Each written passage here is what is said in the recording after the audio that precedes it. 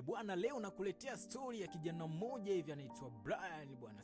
Brian ni kijana ambaye alikuwa kama miaka 28 hivi, yani umri wa mtu mzima huo. Sasa Brian alikuwa akifanya shughuli zake tu za kawaida, alikuwa ni graphic mmoja, designer mzuri tu. Graphic designer ni watu wa kuedit, unajua tena.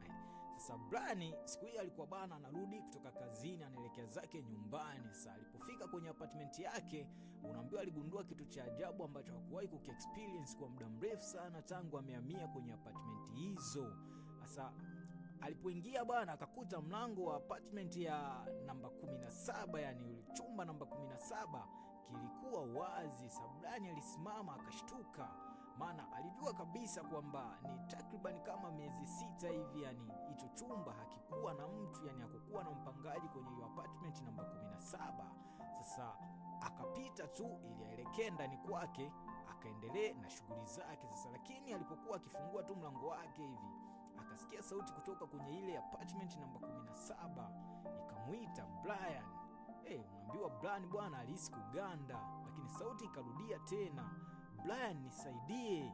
Unaambiwa Brian alihisi kutetemeka, yani kusiko kwa kawaida. Sasa Brian akaamua, akajikaza kiume ile, akasogelea ule mlango namba 17, akafungua mlango taratibu, alafu akazama ndani. Sasa katika ile apartment namba 17 kulikuwa na giza, maana kulikuwa hakujawashwa taa, lakini Brian akajikaza akawasha tochi ya simu yake. Sasa hapo sasa Brian kulikuwa tupu, yani hakukuwa na furniture zozote wala hakukuwa na mtu yoyote.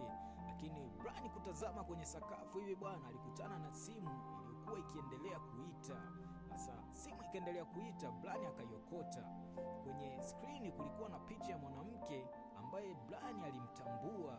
Mwanamke bana alikuwa anaitwa Sara. Sasa Sara alikuwa ni msichana ambaye Brian walikuwa wapenzi, yani miaka miwili iliyopita Brian na Sara walikuwa wapenzi, lakini tatizo ni kwamba Sara alikuwa amefariki miezi 8 iliyopita. Hasa hapo Brian akaanza kutetemeka, unaambiwa, afu ile simu ikaacha kuita, yani ikakata, afikisha ikaingia meseji, usimwamini mtu yoyote ndani ya jengo hili, ndivyo meseji ilivyosema bana. Sasa Brian akaanza kuogopa hapo. Brian akafungua gallery ya ile simu, kulikuwa na video moja tu, afu Brian akaamua sasa kuiplay ili ajue hiyo video ni ya nini bana. Sara alikuwa amekaa mbele ya kamera tu, macho yake akiwa na hofu sana, afu akawa anazungumza kwenye ile video. Sasa Brian, kama unaiona video hii, maana yake nimeshakufa, au wamefanya uamini nimeshakufa. Sasa Brian akashindwa kupumua, unaambiwa, yani hapo presha inapanda. Sara akaendelea kwenye ile video, unaambiwa sasa anaendelea kuelezea kuna mtu ndani ya jengo lako ambaye anajua kila kitu kuhusu wewe. Afu video ikawa imeishia hapo, yani ikakatika. Brian akajaribu kuiplay tena, huenda ikaendelea, lakini haikufunguka tena. Sa ghafla mlango wa apartment bana ukafungwa kwa nguvu. Kumbuka yuko kwenye kile chumba namba 17 ambacho wakati wote kilikuwa hakina mtu kwa zaidi ya miezi 6. Sasa Brian akageuka kwa kushtuka, hakukuwa na mtu mlangoni. Sasa alichokiamua bana ni ambacho hata mimi ningekifanya, yani Brian alitoka nje kwa haraka. Sasa alipofika kwenye corridor aliona kamera ya CCTV, akakumbuka kwamba jengo hilo bwana lilikuwa na security room chini. Akaenda kumtafuta mlinzi. Sasa alipofika reception, mlinzi akamwangalia kwa mshangao, unatafuta nini hapa saa hizi? Kumbuka hapo bwana tunaitafuta saa 6 usiku hivi. Brian akamuuliza apartment namba 17, yani kile chumba namba 17 ilifunguliwa na nani? Mlinzi akanyamaza kidogo, alafu akamwambia baada ya sekunde kama kadhaa hivi, hakuna apartment namba 17 hapa, yani hatuna hicho chumba namba 17 hapa. Brian akacheka kwa hofu, lakini nimeingia mwenyewe. Sasa mlinzi akatikisa tu kichwa, alafu akamwambia, bwana Brian, nyumba yako ni namba 16. Brian akageuka nyuma, mbele yake kulikuwa na mlango, namba ilikuwa 16. Sasa Brian akabaki ameduaa, anaamini kabisa ameingia kwenye apartment, ameni chumba namba 17, lakini sasa tena anaona ni 16, ina maana 17 haipo. Sasa hii imekaaje hapa? Asa Brian akaanza kutetemeka, unaambiwa elewi, mbona kama mizukazuka mauzauza nini manyaunyau. Sasa mlinzi akamwambia Blani akamwambia mlinzi kwamba hapana, nimeingia apartment namba 17. Mlinzi akamshika mkono, twende security room. Walipofika security room bwana, mlinzi akafungua, akaonyesha CCTV. Unaambiwa kwenye kamera ya corridor Blani alionekana akitoka kwenye apartment yake ile namba 16, kisha akasimama mbele ya ukuta, hakukuwa na mlango. Blani akamwangalia mlinzi tu. Hii video imepigwa lini? Mlinzi akamjibu sasa hapo, ni kama dakika 10 hivi zilizopita. Blani akashtuka bana, yani mbona kama sielewi. Lakini kulikuwa na jambo jingine kwenye video. Nyuma ya Blani bwana, kulikuwa na mwanamke aliyekuwa akimtazama. Sa mlinzi akasogea karibu kwenye screen ya CCTV ile, unaambiwa uso wake ukabadilika ghafla. Huyu mwanamke, mlinzi alisikika akisema hivyo. Sasa huyu mwanamke, Blani akamuuliza nani? Mlinzi akasema ni Sara. Kumbe mlinzi pia bana anamtambua Sara vizuri. Sasa Blani akakaa kwenye kiti, unaambiwa Sara alikufa. Mlinzi akamwangalia kwa huzuni, huyo Sara tunayemjua sisi hakufa. Blani akasimama tena, unamaanisha nini? Sasa mlinzi akafungua drawer yake na kutoa faili. Ndani kulikuwa na picha za Sara, lakini chini yake kulikuwa na jina tofauti, Mariam Hassan. Ina maana sio Sara tena, ni picha ni ya Sara lakini jina ni Mariam Hassan. Asa yule mlinzi bwana akamwambia Brian, Sara alikuwa akitumia jina hilo kabla hajakutana na wewe. Blani akahisi kuchanganyikiwa, unaambiwa kichwa kinavurugika.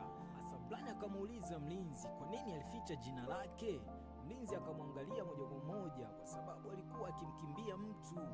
Blani akamuuliza tena ni nani, yani alikuwa akimkimbia nani? Mlinzi akujibu, badala yake akaonyesha CCTV nyingine. Sa kwenye skrini kulionekana mwanaume akiingia kwenye jengo bwana, kwenye jengo ambalo ni hiyo apartment hapo. Sasa Blani alipomuona yule mwanaume bana, aliujua uso wake bwana, alikuwa ni baba yake Sara. Kwa hapo sasa kizungumkuti kinaanza kujitengeneza sasa, yani Blani hapo haelewi, yani ni kama yani wamempeleka dunia nyingine kabisa. Sasa Blani alikimbia kuelekea nje, lakini kabla hajafungua mlango wa jengo simu yake ikaita, unaambiwa sasa kwa namba haikujulikana, ilikuwa ni unknown. Akapokea tu, sauti ilikuwa ya Sara, ikasema Brian usiondoke. Blani akasimama. Sara, sauti ikasema tena, yani simu ile alikuwa mpiga simu ni Sara. Sasa Sara akasema tena, umeanza kukumbuka sasa? Blani akafumba macho, unaambiwa ghafla akakumbuka jambo moja hivi. Siku ambayo Sara alidaiwa kufa, Blani aliyekuwa mtu wa mwisho kumuona Sara, lakini kwa nini hakukumbuka kilichotokea siku huo, yani usiku huo? Kwa nini Blani hakukumbuka, yani tangu mwanzo alikuwa hakumbuki siku hiyo kilitokea nini? Sasa ni kitu ambacho Blani anajiuliza hapo. Simu ikakata, kisha meseji ikaingia kwenye ile simu ya Brian. Mlango namba 17 haukuwa apartment. Ujumbe wa pili tena ukaingia, nikaingia meseji nyingine inasema kwamba ulikuwa mlango wa kumbukumbu zako. Ina maana kumbe Blani wakati wote anaangalia mara anaingia kwenye chumba namba 17, zile ni kumbukumbu zake, lakini hakukuwa na kitu kama hicho. Sasa je, ndivyo ilivyo hivyo? Asa Blani akainua macho mbele, unaambiwa kwenye mwisho wa corridor kabisa kulikuwa na mlango ambao hakuwahi kuuona hapo kabla. Juu yake kulikuwa na namba 17. Ina maana mlango namba 17 akauona tena, ambapo kwenye CCTV hakuuona kama alivyokuwa ameingia mwanzo. Sasa wakati amepigwa na butwaa bana, ule mlango ukafunguka wenyewe, chumba namba 17. Sasa je, unajua nini kilitokea hapo? Bwana, chumba namba 17, hii ni habari nyingine mjini. Sasa usikose sehemu ya pili na kuandalia suni tu, na naidondosha hapo. Kaa karibu na chaneli yangu, lakini kama hujanifollow hakikisha umenifollow, lakini share, comment ili familia iweze kuongezeka. Mimi ni Tommy 255.